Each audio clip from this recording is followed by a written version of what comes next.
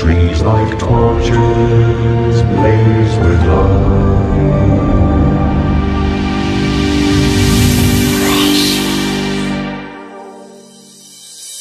Blaze with love.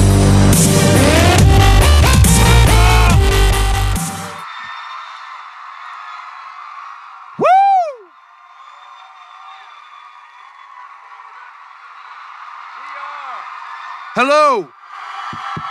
1, 2, 1, 2. We are the Lake Town Spy Network. How you doing, Comic-Con? Quick, go tell the master of Lake Town that the Hobbit panel is about to begin. Swift boy, run! Hello.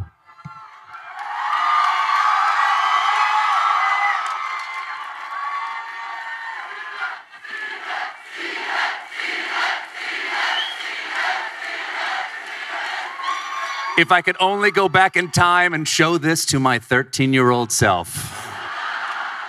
Welcome to today's panel on Hobbit, Battle of Five Armies, and a celebration of Peter Jackson's Middle-earth, The Battle for 6 Movies. My name is Stephen Colbert, and if you are anything like me, you don't just love these stories, you treasure the world of J.R.R. Tolkien. Let me take you to a time long ago, an earlier age, the time of Clinton, the dark days of dial-up internet. A rumor came to us that director Peter Jackson would be making an adaptation of the trilogy. At the time, many of us knew him only from his movie Heavenly Creatures. And as great as that movie is, I wasn't sure there was room for hysterical, murderous teenage girls in Middle-earth. Other than, of course, Eowyn. I was worried that somehow he would take away my treasure, my hoard of precious Middle-earth stories. It was a very possessive, obsessive, very dragon-y feeling. So I found and followed everything I could about the progress of these movies. I remember seeing the first stills from the filming of Helm's Deep. I looked at every casting announcement. I scoured the work of John Howe and Alan Lee. I read the online debates about fantasy versus fairy tales. And I began to have hope. Not just hope the movies would be good. I was given hope that finally, people might not roll their eyes when I started talking about Middle-earth. That my head full of facts from Fëanor to Faramir might suddenly have some social value. That someone might say to me, hey, Stephen, you know a lot about Tolkien. Can you explain something to me? And I would say, yes. Oh, God, yes, I will.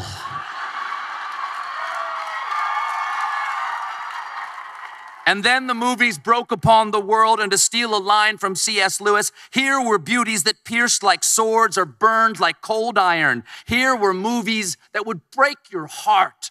Good beyond hope. And rather than taking away our treasure, Peter and Fran Walsh and Philippa Boyens and Richard Taylor and Grant Major and Dan Hanna and the cast and the crew and Weta Digital and the land and the people of New Zealand itself added to our stories, complemented our imagination.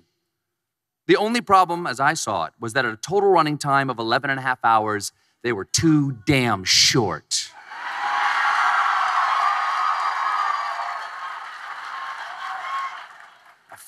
I feel, this must be how Orlando Bloom feels all the time. We wanted more. And though we had to wait nearly a decade, our patience was rewarded with the cast and creative team we love and trust, and we were invited back to Hobbiton, to Rivendell, across the misty mountains cold, through water, wood, and hill, by reed and willow, to finally come face to face with the beautiful but dangerous silver-tongued villain of The Hobbit, the Lake Town Spy. I just hope I fulfilled Professor Tolkien's vision. I have a question to start off for everyone on stage right now. Do you get that everywhere you go at this point? Or just everywhere in San Diego? Peter, how are you? Me? Yes. I'm very good, thank you, Stephen. Thank you very much for coming. Well, on behalf of myself and everyone here and all the fans around the world over the last, how many years now since the first movie came out? 13? Yeah. Thank you. Something like that, yeah. Thank you very much for making these movies. Thank you. You're very welcome. Thank you.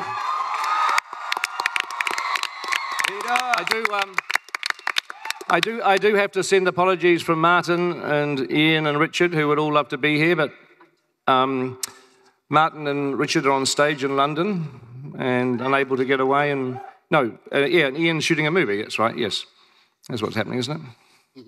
Yes.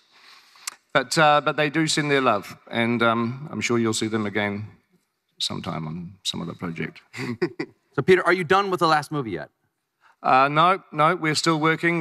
We're sort of, I mean, the creation of the movie never really stops, and so what we're doing at the moment, I mean, it's editing, but it's a lot more than editing because we've got battle sequences to do and a lot of other, rather intricate things, and so we're doing motion capture for that. Or we're doing animation, in the case of some of the big creatures, and so I'm supervising that. Then that goes on to the motion capture stage. Then I go on with a virtual camera and I film it, which I absolutely love doing. So I'm still shooting the movie in essence. They haven't stopped me filming it yet. If you're looking to shoot a big battle, I think we have 6,000 extras who might be able to jump in. I know, they would be good too, wouldn't they? They'd know what to do. Well, let me ask you something about how the movies are made. As you said, you're doing a lot of this motion capture and going into the digital environment with a camera to capture things. The people who've worked together on stage, is this the first time some of you have met here at Comic-Con, even though you've done the movie together? Yes. Some of us, yeah. Yes? Have any of you ever been in scenes together and never met before? Yes. Yes? Yes. Yeah. Who? That's Kate? Ben and Kate, yeah. We worked together, and I didn't meet Kate until well after I'd finished working with her. Really? Seems to be my run of things. It was here great. at San Diego. It was great. Wow.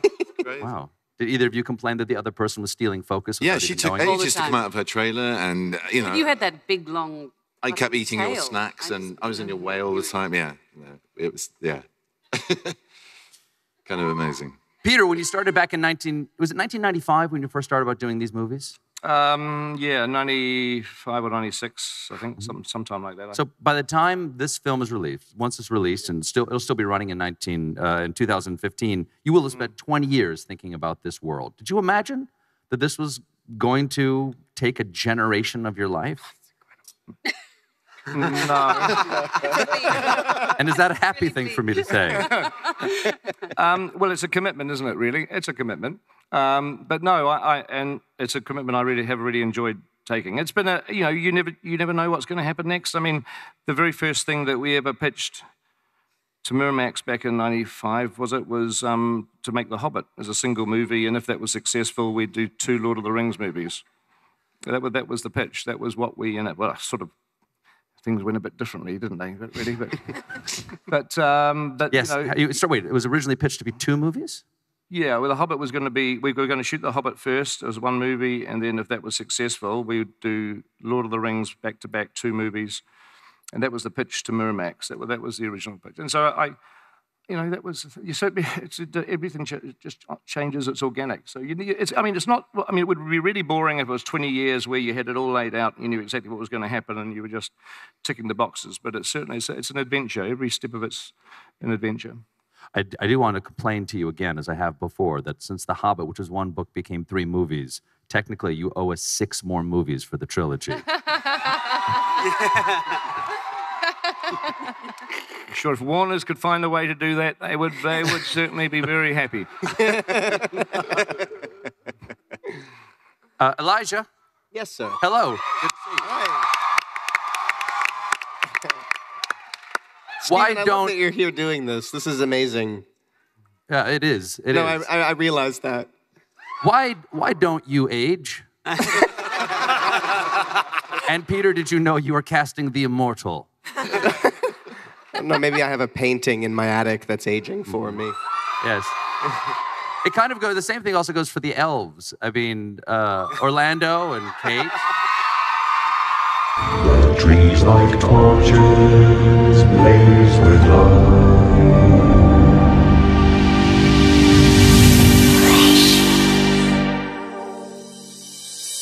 plays with us.